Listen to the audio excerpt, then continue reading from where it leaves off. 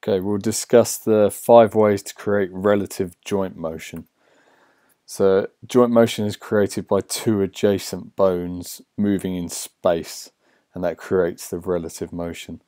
In the periphery, the motion is dictated by the distal bone, and in the spine, it's dictated by the superior bone. So, our 5 ways. First one would be distal moves on a fixed proximal. Now, this doesn't really happen. This would be more a textbook way of how we get a certain motion, as with the next one. So proximal moves on fixed distal. Again, doesn't happen too much in real life, so more a textbook example. Then we have proximal and distal moving in the opposite direction, so the joint angle is closing or opening depending which way you look at it. We have both bones moving in the same direction, with proximal moving faster, and then we have both bones moving in the same direction with distal moving faster. So if we look at this in the context of hip flexion,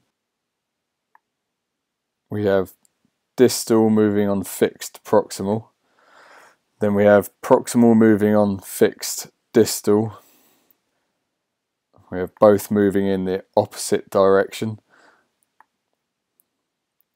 both going in the same direction with proximal going faster,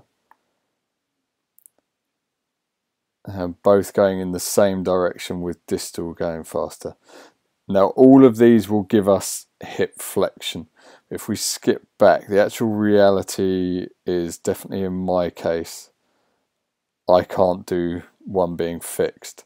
So into this position, as the knee comes up through a flexion motion, we'll get flexion at the hip, but it very much depends what my pelvis is doing as to how I'm getting that. So in reality, my pelvis is going to be rotating backwards potentially, so that wouldn't be then classed as fixed. We then have both moving in the same direction, so both moving in a clockwise direction with the distal going faster.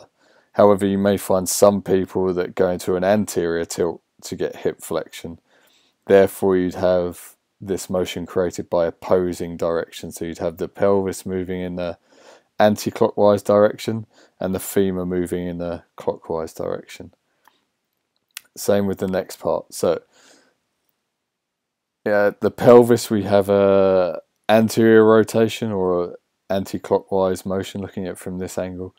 Now it depends what my femur is going to do. Now my hamstrings are definitely going to limit me, so I will tend to sway backwards and get more knee flexion. So again, where's my femur going? My femur's probably going into more flexion.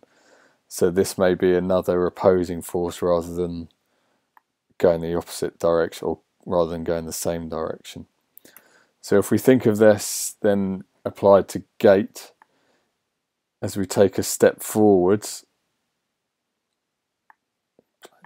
again, so as I land onto that right side, the real bone motion of my tibia is extension, because the distal part is going backwards or the superior part is going forwards, but we name it by the distal part of the bone. So the tibia is going through extension.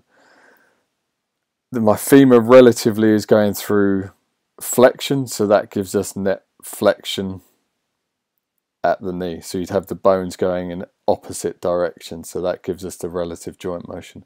Obviously then we can go through all of the motions in the lower limb as the front leg in all 3 dimensions, and then work out the real bone motion, the relative joint motion, and how we've come to get those motions.